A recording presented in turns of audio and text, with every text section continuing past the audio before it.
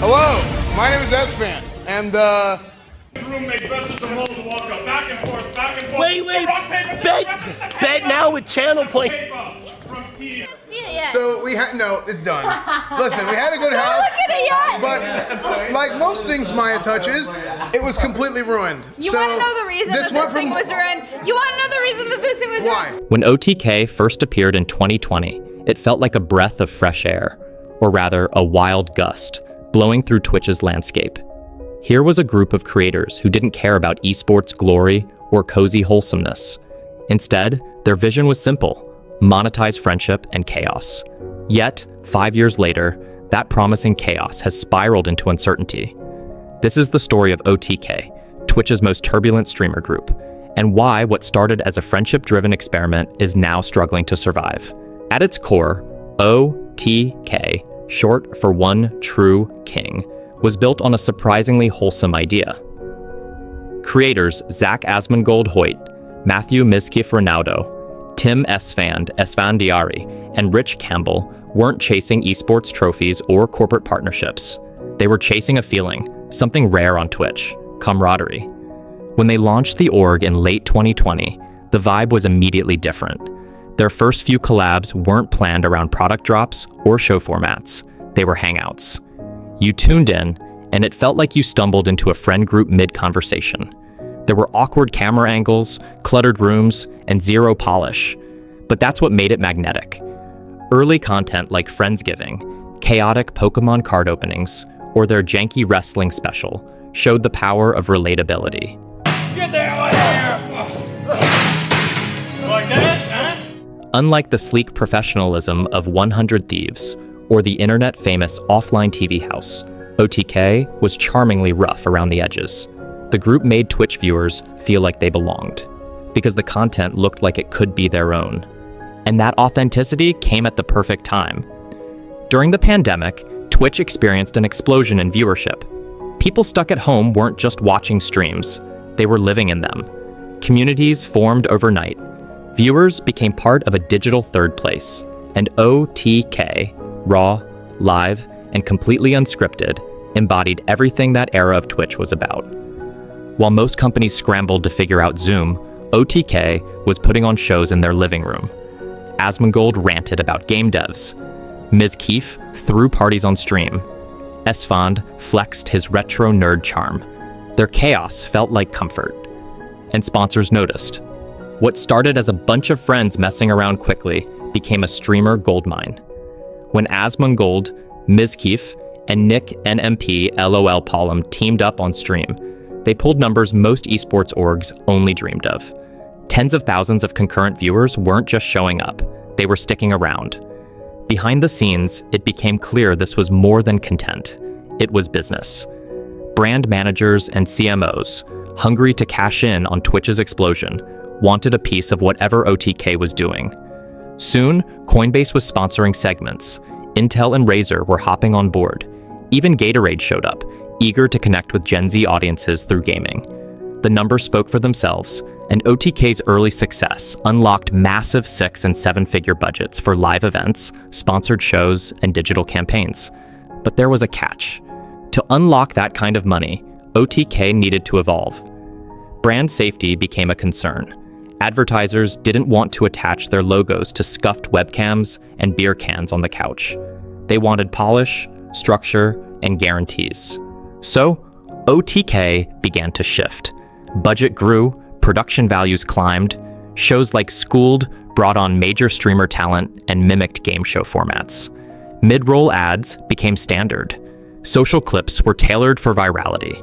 Events had dedicated ad slots, newsletters, and even media kits. This was a new chapter, one where the org tried to scale without losing its identity. But in doing so, some fans felt the group had started to lose its soul. The messiness was gone, replaced by branding decks and camera crews. And slowly, cracks began to form. When scandals break the brand. By 2022, OTK was operating like a well-oiled machine, on the outside. Internally, though, tension was mounting. That year would mark the beginning of a downward spiral, one controversy at a time. It started with Mizkif. In September, allegations surfaced that Mizkif had attempted to downplay or cover up a sexual assault incident involving other creators, while a third-party investigation later stated there was no direct evidence of a cover-up. Mizkif's own public comments, dismissive, careless, and clearly out of touch, painted a damaging picture. OTK suspended him from the board. But for many viewers and sponsors, the damage was already done. Just a few months later, another bombshell dropped. Rich Campbell, one of OTK's most prominent faces and founding members, resigned amid sexual assault allegations. The response was swift, and he more or less disappeared from the internet entirely, until resurfacing in 2024 to file a defamation suit against one of his accusers. For a brand that had just found its corporate stride, this was devastating. Advertisers fled, public trust eroded. Even internal staff began to express concern over OTK's brand safety. As one former employee put it, the first thing a Fortune 500 brand sees when they Google us is sexual assault. How do you sell that? The timing couldn't have been worse. OTK had just launched the OTK Expo, a more polished E3-style gaming showcase meant to bridge the gap between indie devs and influencers. It was supposed to signal the group's evolution into a legitimate entertainment brand.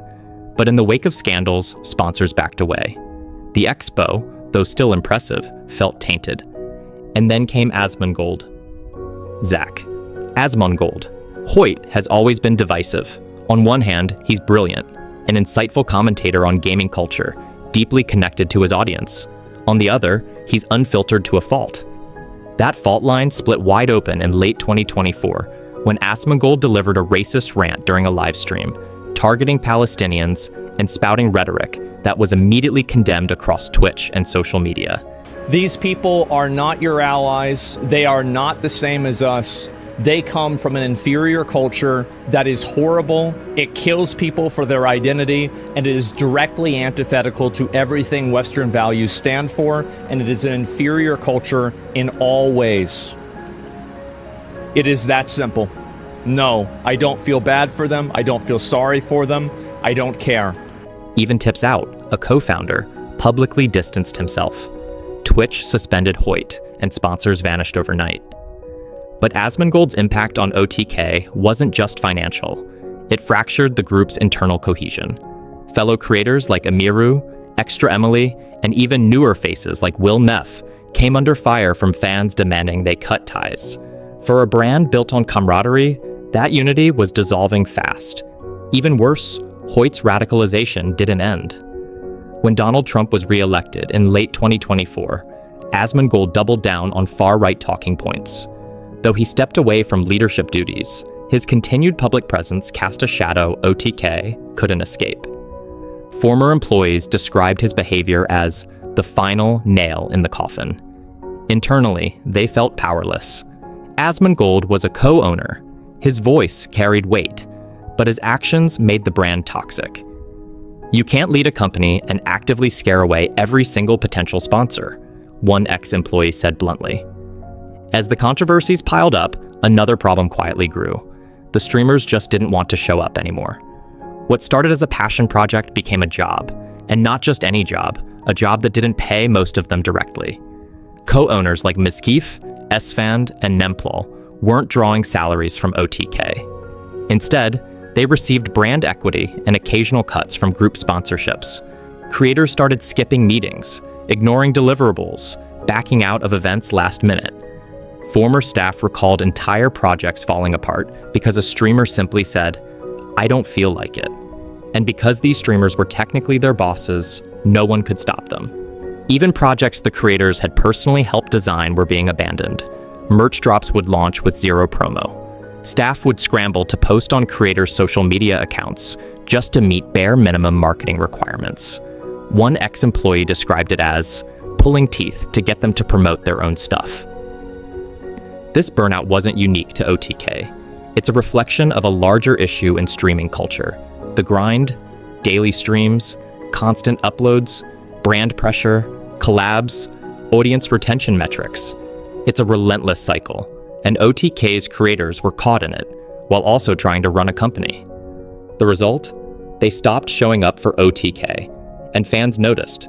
Streams felt empty. New content slowed to a crawl. Even once popular formats like Schooled faded away. It felt like OTK was on life support, one fan wrote in a now viral Reddit thread. Nobody looked like they cared anymore. As 2025 arrived, OTK found itself at a crossroads. Asmongold had stepped away, layoffs had gutted the company, and the dream that once launched a new era of Twitch collaboration now felt like a cautionary tale. But the remaining leadership, Esfand, Mizkif, Tips Out, Soda Poppin, Nemplol, and Emiru, weren't ready to give up just yet. Publicly, they framed the next phase as a reset. Privately, it was damage control. With fewer resources and fractured morale, OTK began scaling back its ambitions. Gone were the glossy, sponsor-driven mega-productions. In their place, smaller, looser, more organic streams, more in line with the group's early just hang out and vibe format. This wasn't just nostalgia, it was strategic. Audiences across Twitch were shifting. They didn't want staged game shows or corporate event vibes. They wanted connection, realness, and OTK had once mastered that better than anyone. The group also leaned harder into spin-off ventures to keep the lights on. The most notable was Cross Realm Inc., a marketing firm that helped streamers land fast-track access to platforms like Kick. The deal was controversial. Kick's association with gambling and looser moderation made it a polarizing choice. But from OTK's perspective, it was a lifeline. One former employee summarized it bluntly. Kick had the cash, OTK needed it. At the same time, OTK began rehiring some of its former staff, but not as employees, as contractors. The production pipeline was rebuilt in fragments, project by project, instead of full-time teams. It was leaner, less risky, and more adaptable to a Twitch landscape that had moved on from full-blown streamer orgs. OTK wasn't the only group grappling with change. Other influencer collectives were hitting their own walls. Off-brand Productions, co-founded by Ludwig Agren, also shut down at the end of 2024, just months after Asmongold's fallout. Despite delivering slick, TV-caliber events, Off-brand couldn't make the numbers work. Our people worked hard and made amazing content, they wrote in a statement, but we failed to make the event's business sustainable. It was a sentiment that echoed across the industry. High production value wasn't enough anymore. Enter Cenat. The Twitch megastar redefined what big events could look like, without production studios or orgs. His subathons, often filmed in a single chaotic room, featured everything from skits and pranks to celebrity drop-ins and viral moments. It was low structure, high impact, and it worked. Cenat proved that a $5,000 room could outshine a $50,000 set if the vibe was right. The content didn't need polish, it needed presence. And viewers rewarded that authenticity with millions of hours watched. OTK noticed. Their newer streams began to mirror that format, simplified setups, fewer brand integrations, and more creator spontaneity. They weren't trying to outproduce Kai, they were trying to recapture the feeling he mastered, like you were hanging out with a friend, not watching a show. While many OTK co-founders stepped back, either by choice or controversy, a few creators stood out for their consistency, professionalism, and resilience. Two names come up repeatedly among former employees and fans: Emiru and ExtraEmily. Emiru brought something fresh to the OTK ecosystem. Her content was lighter, more personal, and less drama-laden than some of her peers. She maintained a steady presence on Twitch and social media, often stepping into OTK events when others flaked. Fans admired her work ethic and emotional intelligence, especially as she navigated a group dynamic that often felt volatile. ExtraEmily, despite being a newer addition and not a co-owner, became one of the most active contributors during OTK's rocky periods. Former employees praised her for always showing up, on time, prepared, and ready to work. She wasn't just a +1 to the brand, she became an anchor, helping keep some programming alive when others had mentally checked out. Both creators represent what OTK could have evolved into, an influencer brand built on consistency, accountability, and adaptability. They showed that it's possible to balance personal content with group responsibilities, even when others weren't pulling their weight. For a long time, OTK felt untouchable in the eyes of its fan base. Their chaotic energy was their shield. If something went wrong, it could be spun as just content. But by 2023, that illusion had shattered. Reddit threads started filling with frustration. Where's the next Schooled season? Why did no one promote the new merch drop? Why does it feel like no one cares anymore? Even OTK's most loyal fans began expressing concern. Many felt betrayed, not just by the scandals, but by the silence that followed. The creators weren't just absent from streams, they were absent from communication.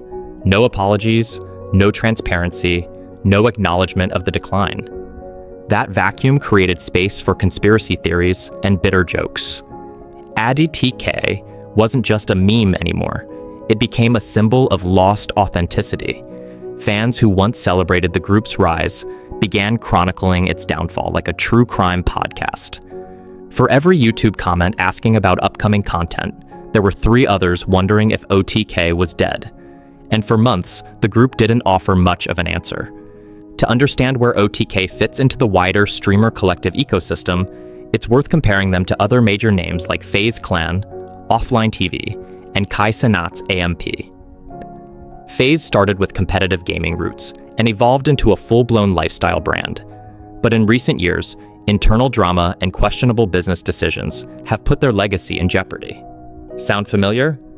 OfflineTV took the opposite approach: cozy vibes, minimal controversy, a tight-knit house. They scaled slowly, focusing on chemistry and low-key charm. While not as explosive as OTK, they've remained remarkably stable. AMP, led by Cenat and Phantom, rewrote the rules. They didn't build a brand on sponsorships. They built it on events that felt like moments.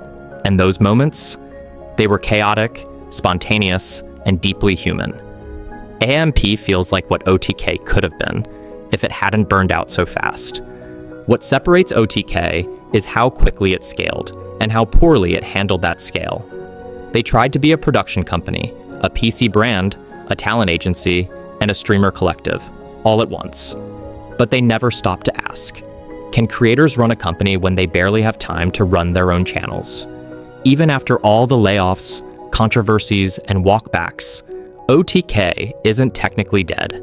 It's evolving into what exactly remains to be seen. The upcoming OTK Expo in May will be a major test. With contractors instead of staff and sponsors harder to come by, it may not be as flashy. But if it feels authentic again, if it captures even a fraction of that early magic, it could spark a mini revival.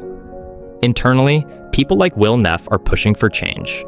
On a stream earlier this year, he openly said, "If we can't make OTK a happier, healthier place, I'll have to reevaluate where I stand." That kind of public pressure matters. It means that even the creators still in OTK are drawing a line and holding leadership accountable. And that may be the organization's only real path forward: accountability, transparency, and simplification. Less branding, more bonding. Less spectacle, more sincerity. The story of OTK isn't just a Twitch drama, it's a blueprint and a warning.